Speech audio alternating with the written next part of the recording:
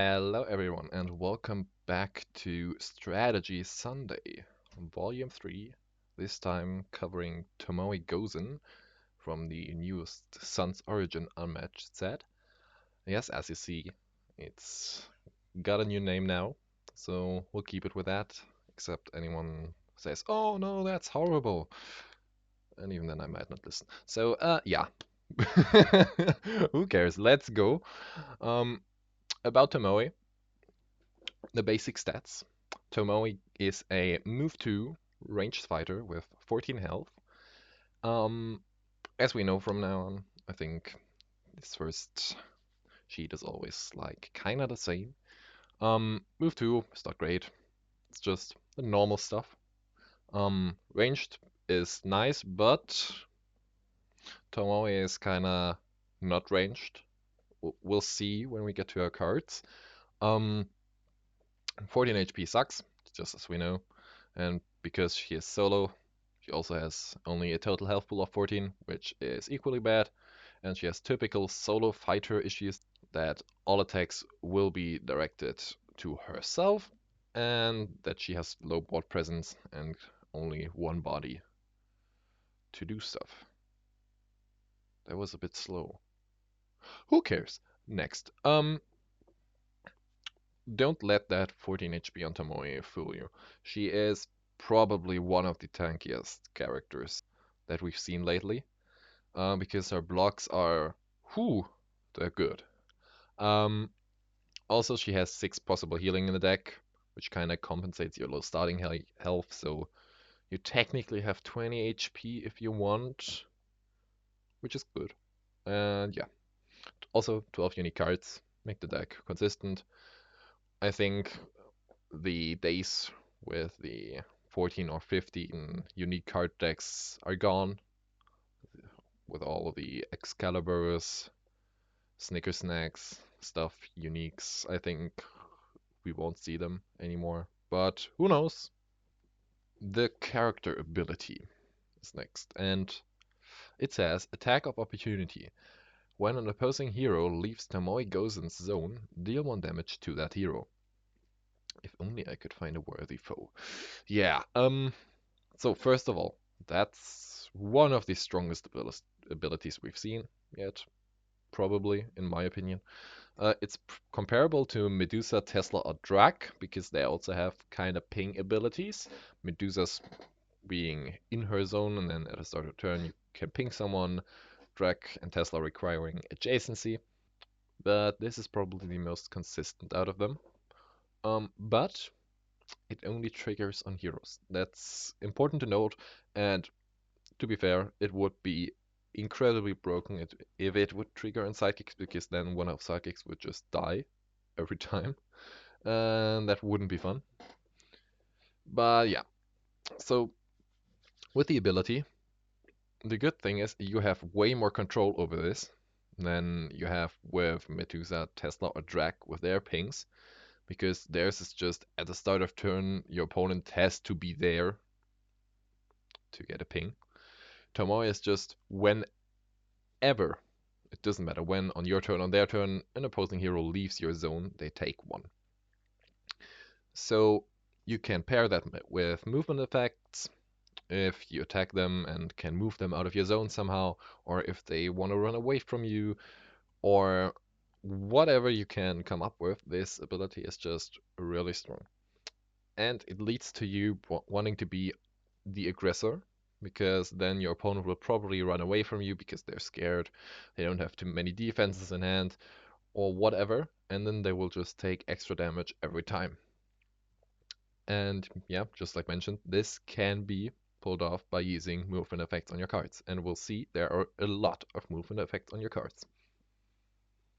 But first of all, we have a 7 value attack being Witness My Last Battle with a boost value of 4, and it says this attack can only target a fighter adjacent to Tomoe Gozen.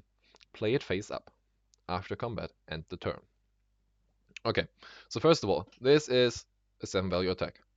What the hell? That's comparative to like Wukong's Ox form, but with Ox form you can at least boost against it. With this, you can't do that. It's just a 7.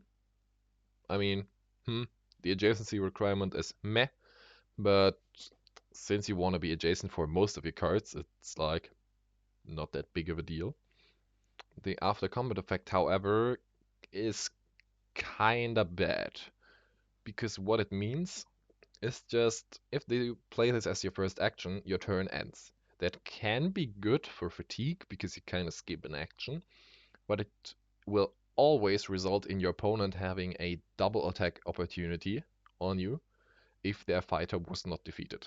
Like, if you attack sidekick and they just die from this, okay, sure, then not. But if you attack their hero and they're still alive, they will be adjacent to you, so they will have a guaranteed double attack on you if you don't have any movement effects on your cards, whatever, to negate that.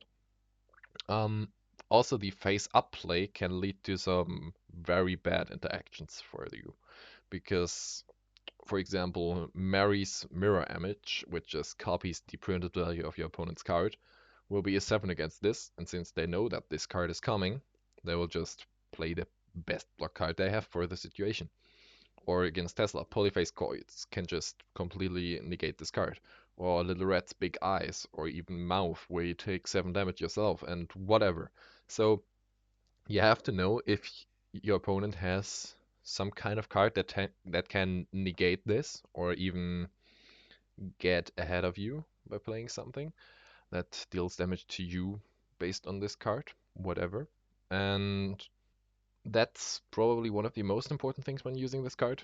Know what your opponent has, know what your opponent could technically play against this. Otherwise, you can always basically use this as a execution, just like Beast Form. When your opponent, for example, has a max value block of 4, they can't defend for higher, and they're on 3 HP, you know this will guarantee kill them. So probably you want to use the first one pretty early to get some damage in, then ping the opponent down with your ability and just lethal them with the second one. Although, I'd like to say that this is sometimes worth to spend on sidekicks, because you'll see also next to the adjacency requirements, many of your cards have the requirement of your opponent being a hero. So this is like your only really good attack against sidekicks. The next one would be a blank 4, and that's not so great. So against someone like Maria from Black Widow or Huntsman or whatever, you probably want to spend at least one of these to kill them ASAP, because then they won't be in your way, because sidekicks really annoy you as Tomoe.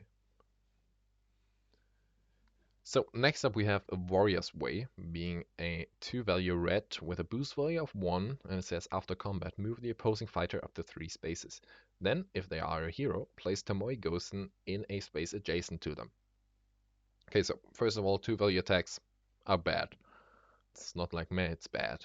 They probably won't deal any damage, so they will rely on their effect to be any good. And this card is way better than you would think at first glance, because moving your opponent with the after combat effect can be huge, because you can pair this with your ability. For example, you can move them out of your zone with the first space, move them back in with the second, and out again with the third, so you deal 2 auto damage with this card alone and then teleport adjacent to them, which is great to setting up Witness, a 7-value attack where you have to be adjacent, or you can claim item tokens on token maps when you move your opponent away from them 1 space and then port there yourself. This is just a great card. Also, it can isolate targets if you want. For example, if you play this against a sidekick, you can just move them 3 spaces out of the way, and then you won't teleport next because they are a sidekick and not a hero. And this is just great card and will usually be at least 1 or 2 ping from your ability if this doesn't get fainted. And it's just really good. Next up we have 5 against thousands, being a 4-value attack with a boost value of 1 that says after combat, if Tomoe Gozen is adjacent to the opposing fighter, you may discard a card to put this card back into your hand. Okay, so First, full value attacks are good. They will typically deal 1 damage, maybe 2. The effect requires adjacency, which can lead to this being just a blank 4 if you throw this at ranged, which is meh. However, the discard is very conditional, since you have so many good cards that you rarely want to spend any of them to get this card back, because, like I said, this is usually just a blank 4 without anything else, and even if you have the effect ready when you're adjacent, it's still discarding to get this back, so nothing crazy regarding damage. But it can help since you have the choice. It can be nice sometimes if you need that bit of extra damage, for example, against Robin Hood. If you know he's on 1 HP and you just need one additional 4 value attack that will guarantee kill him, yeah, sure, discard something and then get this back. But it's often not worth it to discard more than once for this card. Also, it's probably the best attack in your deck to throw into multi-health sidekicks next to Witness, because like spending Witness on something like Maria feels meh. Can be good, can be really bad. This is kind of your go-to attack to throw into sidekicks because it doesn't have any hero trigger abilities or anything else, and it's like not that great of a card. Next up, we have Fearsome Strength, being a 3 value attack with a boost value of 1, and it says immediately. Hydrate, homies. Bake Goods wrote that. Yes, I forgot. Now we will definitely do it. Hydrate. And it says immediately. Tomoe Gozen may swap spaces with an adjacent fighter. After combat, deal 1 damage to an adjacent fighter. Okay, so 3 value attacks are also like meh. Since the average block value in game is a 3, you will usually not deal damage with this. The immediate movement is nice. It can lead to you claiming tokens. If your opponent is camping on them, you can just swap and haha, now you get the payphone on Hell's Kitchen or whatever. Um, However, this will not trigger your ability. Never. It's not possible. Even if you're like in different zones and your opponent technically leaves it, since you swap, you weren't in that zone when they left it, so it won't trigger. The one ping at the end kind of makes up for that. It's nice, sure, but it's kind of meh. It can add up, of course, with your ability with all the one pings.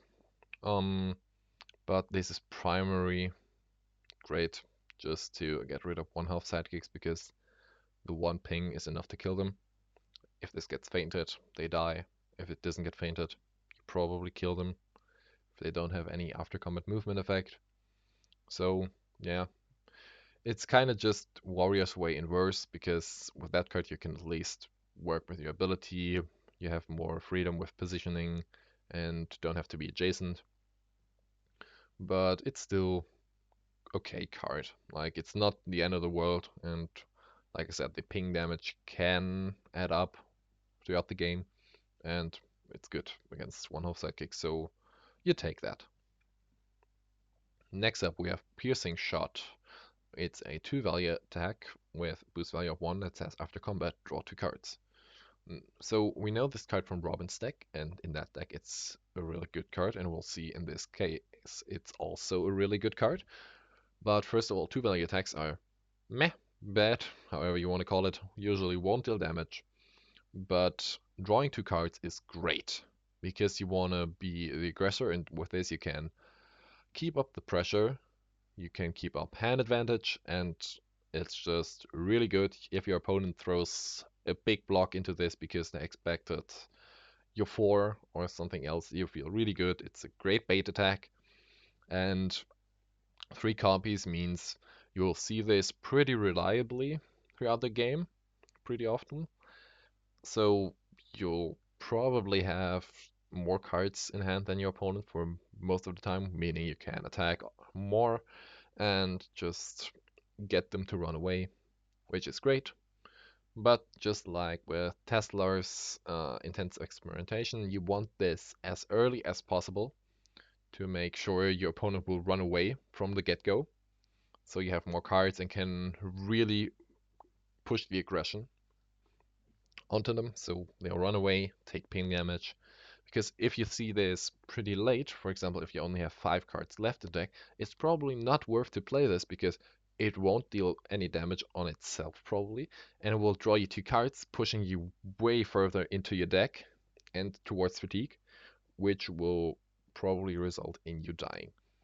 So if you see this early, great card, great to keep up pressure, works great with the playstyle you want to have as Tomoe most of the time.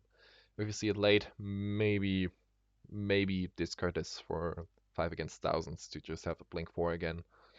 Who knows, but yeah. Next up we have Flash of Steel. Kaching. I don't know if I will edit this sound effect in here. If I don't, this will just be a kaching. It's a 2-value versatile with a boost value of 1 and it says immediately. Hydrate again, homies. Um, if the opposing fighter is a hero, cancel all effects on your opponent's cards. And after combat, if the opposing fighter is adjacent, deal 1 damage to them. Okay, so many ifs on this card. We'll see 2-value versatiles are meh. On attack, they probably won't deal any damage. On defense, they will prevent 2, which is it's good. It's like better than playing nothing, I guess. But since average block value is a 3, that's kind of below average. However, the effects. If you play this against a hero, it's kind of just feint plus. It's kind of better feint in every way because you will just cancel their effects no matter what. And if they should be adjacent, if they are melee, for example, and attack into you, they will be adjacent. You also deal 1 damage to them, which is nice, I guess. Better feints are always good. However, if you want to play this against sidekicks, it won't be a cancel, and it's also just conditional ping. So you can kind of compare this to Laser Pen from Jill's deck, but only with the requirement that you have to be adjacent for the ping. So in that case, it's kind of bad. However, it's still good to get rid of 1/2 sidekicks if you attack with it. Um, and yeah, your primary way is just play this against heroes to cancel. But this card also leaves like one of your biggest weaknesses in the deck because you can't cancel against sidekicks. So someone like Huntsman will get all of the weird effects from knives, where once upon a time of someone like Maria will get all of her acting directors, and that can lead to some really bad interactions for you. So that's why I said sidekicks are later are kind of the bane of your existence. And we'll see that with the matchup tier list at the end. But you still have some tools like throwing witness. But yeah, the usefulness of this card can just very, very much. Funny. Okay, can vary between games. Because if your opponent just plays with a sidekick, this is really bad. If they also go in with their hero, it's just a better cancel. So it can it can be great, it can be bad. Sometimes this is a good discard for 5 against thousands. Sometimes it's not. Yeah, kind of conditional card, but still good. Next up, we have a worthy opponent, a 3-value versatile with a boost value of 3, and it says during combat, if the opposing fighter is a hero, this card's value is 5 instead. Okay, so first of all, 3-value versatiles are good. If played on defense, that's like their average block. If played on offense, well, it's just a 3, probably won't deal any damage, but probably good block. However, the effect is just basically a momentum shift with different condition, being the opposing fighter is a hero and not you having moved, which means this has more usage than shift because shift is usually used on offense only because you can guarantee that you moved before with your first action, then throw 5, which is great. This you can also throw at defense if your opponent is a hero, for example, Bigfoot comes in and wants to smack you with a log. You can just play this and it's just a 5-value defense, which is insanely good. So 5 value blocks are huge. This makes you hella tanky. Uh, but this is also your second highest attack if you use it against heroes, being a 5. So often, since you want to be on the aggressive side more often than not, you want to throw this into them because if they faint, they take 1. If they don't faint, they probably will also take 1 because max value blocks are usually a 4. I know that statement is like kind of outdated up to now because like we've seen so many 5s lately. It's kind of makes me worry, but still, will usually deal 1 damage. However, it's just a blank 3 against sidekicks, which is meh. It's like meh. It's really not that great. If you have to play this against sidekick, you feel really bad. And if you have to, I would recommend only to use it on defense because like if you attack with this into a sidekick, you feel really bad. You could just attack the hero and have this be a 5. If you know your opponent has like no defense or the sidekick left and you can kill them guaranteed with this, yeah, sure, do it. But other than that, only defend with this against sidekick if you really have to and don't attack. Then next up we have Confront any demon or god, being a 3 value versatile with boost value of 3.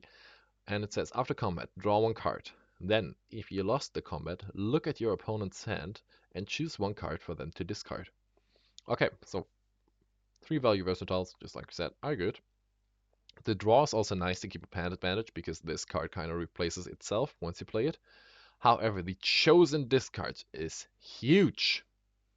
This is probably your key card in the deck, which will make or break your game. You want this triggered every single time. Because, for example, if your opponent attacks you, you play this. You can rip out their last defense and then smack with 7 in their face. That can win you a game on point. This card makes your opponent worry every single time they attack you or get attacked.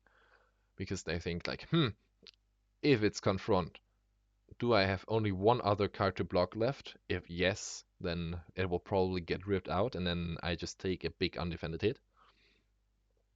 And if it's not Confront, they just spend too much time on it, maybe wasted a feint or something else. So this card is just incredibly good. Plan this in every matchup. How is it most likely to trigger? Like, do you want to attack with it? Do you want to defend with it? For example, against someone like Medusa. Medusa has like almost only 3 value blocks or his. So if you attack with this, it will probably not win combat because Medusa will almost always defend with 3, except if it's like feint. You know, if she defends with regroup, I guess that's fine for you because 2 damage and you still draw. So, However, if you defend with this, since so many of her values are 3, or even Gaze if she wants to throw it just for the threat, this will probably win on defense, meaning you won't get the discard. So against someone like Medusa, you probably want to attack with this every single time. However, against someone like Bigfoot, who usually attacks with at least a 4 value attack, or even higher, you probably want to play this on defense every single time because you, if you attack with it, he could just cancel it with his 5 cancels, and then you won't get the effect. He could play, of course, any other block, then you would get this, but it's like 50-50. However, if you play this on defense, there's only feint, regroup, or like non-buffed shift, which will not trigger against this. And this just means it's more likely if you play it on defense because he has so many 4s or 5s or even deluxe. So play this card in the right situations and really plan how are the odds. Do you want to attack with it? Do you want to defend with it against any given character? How is it more likely to trigger? Next up, we have Skirmish, being a 4 value versatile card with a boost value of 1, and it says after combat, if you want the combat, move a fighter in the combat up to 4 spaces. So 4 value versatiles are great. That's a 4 value block, which is max value block, or it used to be, which is also your highest printed value block. Yeah, you have worthy opponent, but that is kind of just 3 and only conditional 5. This is always at least a 4, which is great. Also, winning combat with a 4 is pretty likely. If you attack with it, the average block value is 3, so you'll probably win 50% of the time at least. On defense, it's also pretty likely to win, except if you play it like against their signature attack, like a commanding impact or beast form or whatever lock. Against almost everything else, this will probably win combat, which means you will get the movement. And the movement on Skirmish usually is kind of like it doesn't matter if you move yourself or the opponent. In Tomoe's case, however, I would probably always move your opponent if you need to move, because you could move them out of your zone, and then this is just kind of a 4 with 1 ping. So kind of like a 5 value attack on attack, a 5 value attack on attack. Yeah, it's a 5 value attack if you play it on defense or what. Ha ha ha. Funny. Um, or it's just 4 value block with 1 ping, which is really good. But yeah, it's just a great card, even more so in Tomoe's deck, and you're glad you have 3 copies of this. And often, like, I would recommend to use this on attack, just like Worthy, because you want to be on the aggressive side most of the time. And if you win with this, it's basically also a 5, which is great. But it's still one of your best blocks, so don't waste them all on attack, because that might leave you open. But yeah, it's just great card. Next up, we have Deeds of Valor, being a 2 value defense card with a boost value of 2. This is during combat, Tomoe Gozen cannot take more than 2 combat damage this combat. Okay, so 2 value blocks are meh.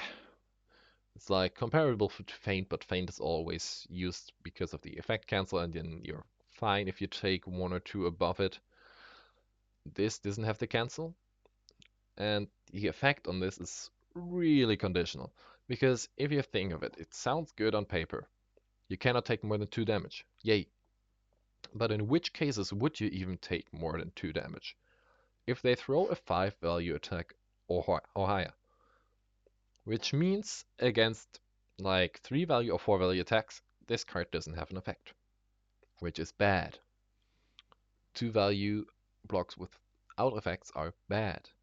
If you throw this into a commanding impact, for example, this would basically kind of translate to being a print 3 value block without effect, because you will take the 2, and then they will still draw a card, and you have no other effect. So it's just like if you would have played a print 3 block without anything else, which is still not good. This is only really useful against 6 or higher value attacks, because then this will be kind of treated like 4 value block, because you can only take 2, and then this is good. So you want to play this into something like Lock, Beast Form, or whatever, the signature big attack. Then this card is really, really good. But most of the time, not so much.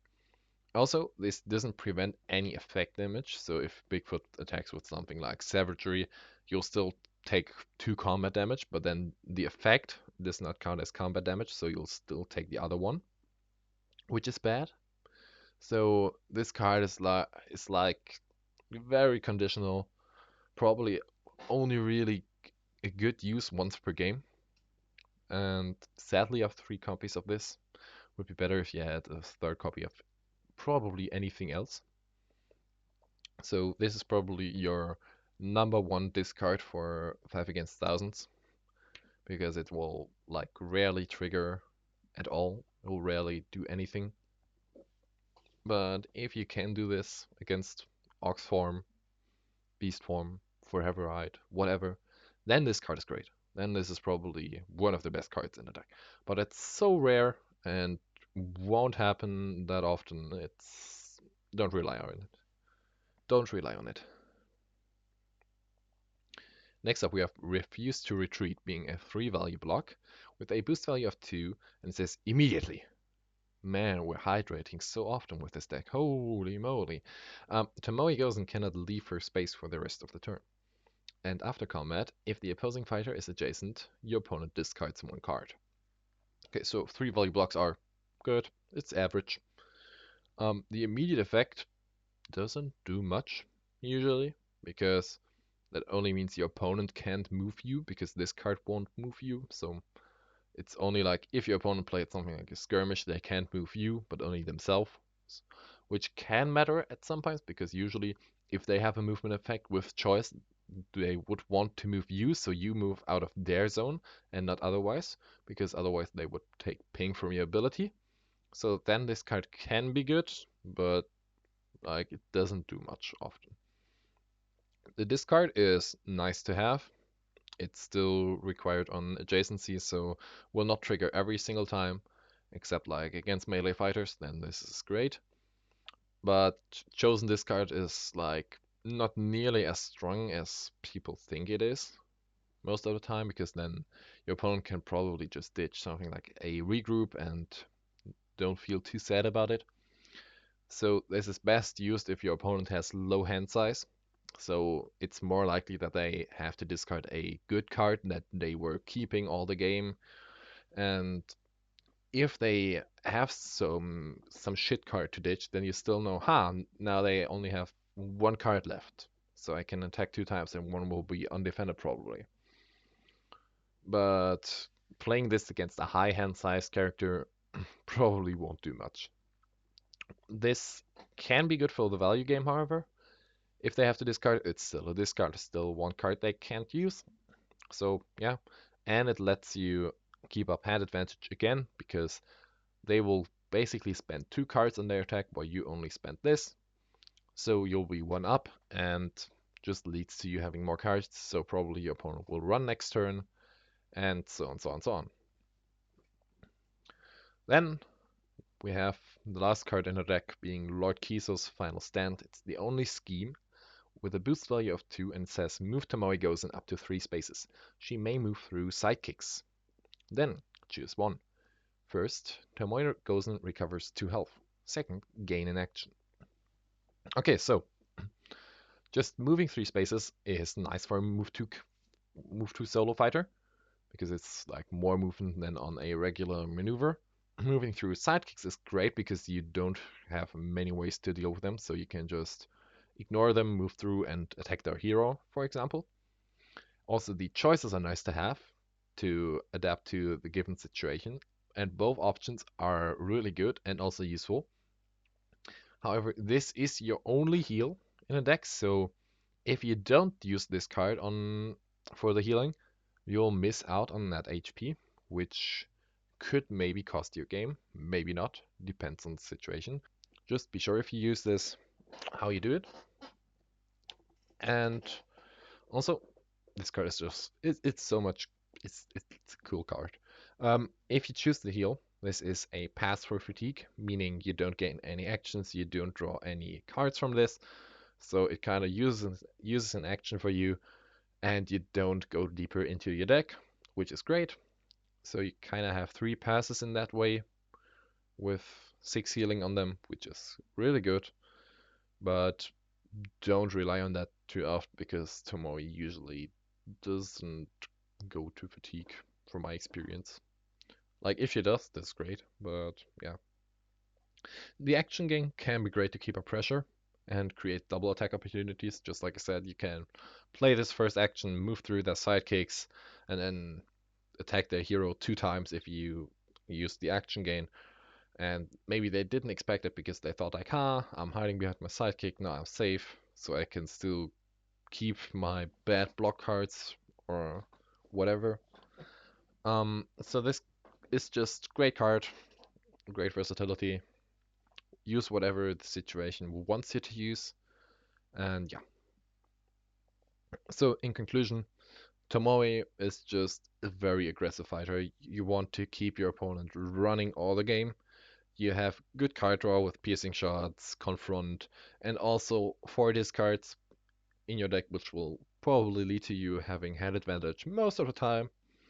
So your opponent will just run and take more ping. Your ability is basically half of your damage throughout the game, and it's just great. However, she can struggle then against decks with good sidekicks or multi sidekicks that prevent you from getting to the hero because you don't have any good way to get rid of them on a mass scale like wily fighting where you can get rid of many at the same time. You just have one ping here, one ping there, one ping there. So it's kind of like meh. You really need much time to get through them and spend many resources. Where your opponent is like not scared of you. They don't have to run away. They won't take ping damage. And yeah, also good sidekicks, they can just really annoy you because they will probably have some good cards with good effects that you would want to cancel, but you can't. So yeah, Tomoe has of course still ways to get around that. Like one ping almost every single attack, still great. You can get rid of one of sidekicks. They will just be annoying. And the good sidekicks, maybe you throw a witness against them to just get rid of them at the start of the game. Then you just do your regular game plan. But yeah, she can struggle a bit, but it's like not the end of the world. So her card tier list, yeah, just like the last times, these cards can vary in usefulness depending on the matchup. So don't take this for granted. It's not like the definite tier list. We'll start at the bottom this time. The worst card in the deck is probably Deeds of Valor. I explained it on the sheet when I was at this card. It's very conditional, probably won't even be useful with the effect in a game. Maybe once. If it does against something like Beast Form, it can win you games, of course, but that's really rare and you shouldn't rely on it. Then B tier, you have Flash of Steel being your cancel. Cancels are still good, but this being conditional really downplays this card a lot. The one ping, however, is nice if you can play this against their hero, but yeah, just conditional. Fearsome Strength next. Yeah, it's just kinda Warrior's Way in bad, but still good for the positioning aspect and one ping, why not? 5 against thousands also. It's a 4 value attack, you can't do much wrong with a 4 value attack. Looking to you, Winter Soldier. But yeah, the discard is just kind of conditional. Like you have deeds or maybe flash that you would want to discard sometimes, or at the end, piercing shot. But like the adjacency requirement plus you have to have that bad card in the right situation is like meh, not that reliable, not great card, but maybe can sometimes be useful. And then in A tier, we have Refuse to Retreat. Um, this card is good. It's like 3 value block with this card. It's just good. Basically shield formation from Yen. So yeah, not much more to say. Skirmish. Skirmish is always a great card. More so in this deck than others. But it's still a great card. Worthy opponent. 5 value defense is just huge. This makes you so tanky. Also 5 value attacks are great. Just very good card. Piercing Shot, probably one of the most important cards in your deck from my perspective, because you can keep up draw, keep up pressure. Because if your opponent has all the draw and you don't get this card, they will just pressure you down, you will have to run away, you don't get your ability, yada yada yada. S tier, we of course have Lord Kisos. This card is just, I love this card. It's so versatile, you can do so many fun things with it. Confront, chosen this card, is huge. It's just really, really good. Warrior's Way, great card. Moving your opponent probably 1 or 2 ping. Great setup for Witness, and then Witness itself. In some matchups, I would downplay this card a lot, maybe to A or even B tier, because there are some characters that have really, really good ways to play around this card. But most of the time, it's still a 7 value attack, and 7 value attacks are ridiculously strong. So, next up, we'll go to the matchups. Um, as always, just based on personal experiences. And also big thanks to Kiet this time for helping me setting this up and answering some questions regarding specific matchups, specific cards, whatever. He really helped to make this as accurate as possible. And also keep in mind, Tomoe is a new fighter, probably released like a month from now. Like, we've played her a month now, which is not that much experience that we have. So there are still new interactions or strategies that are getting developed or found out every single day. So this might shift in the future a bit once people like get more in the hand of how to play her against specific characters. But for now, we'll have the almost free win tier, which is like characters with low card draw, low HP, and Buffy.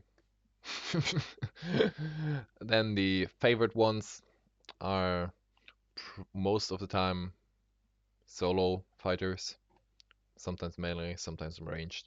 Tomoe tends to be really good against solo fighters.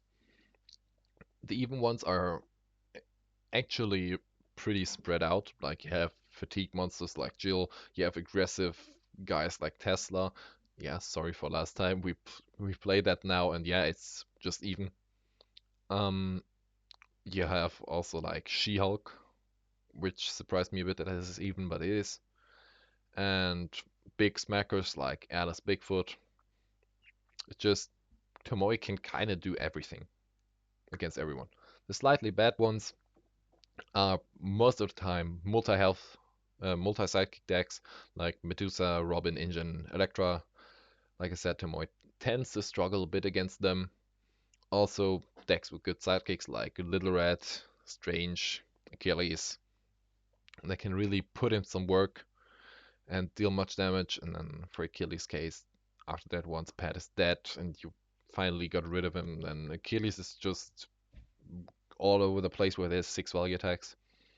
Also T-Rex for obvious reasons, because you probably won't outdraw T-Rex.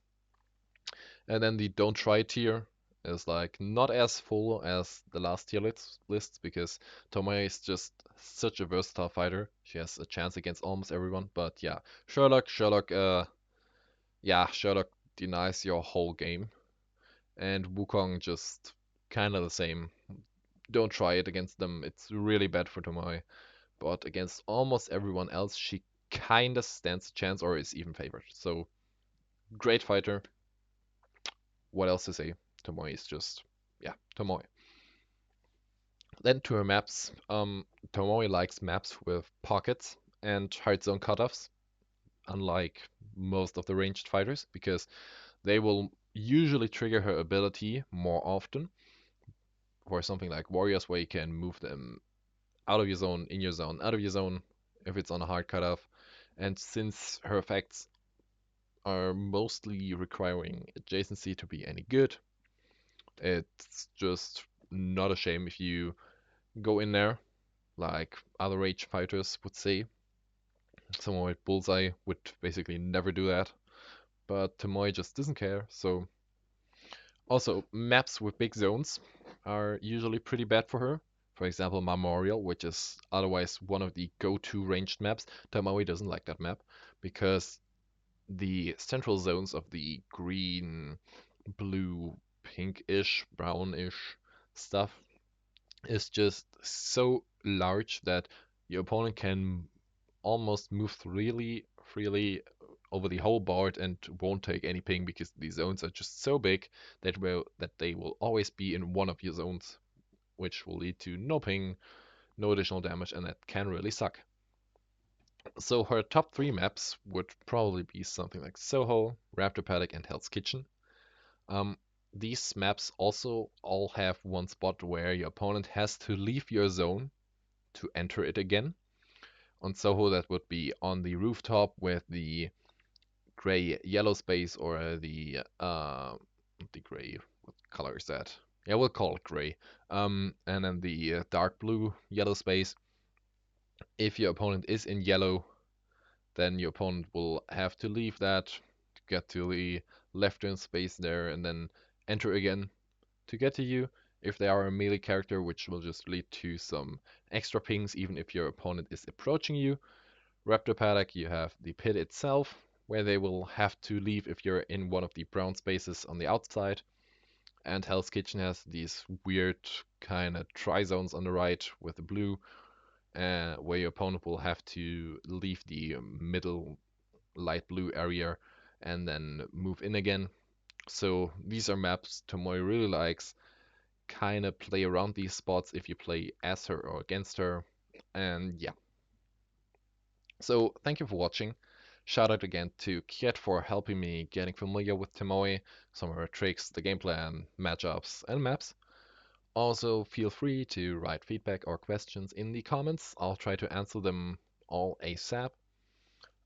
Also, please tell me which character you want me to cover next. I was thinking about starting one of the Marvel characters, like maybe Black Widow, maybe Daredevil, maybe Winter Soldier, whatever. And yeah, until next time.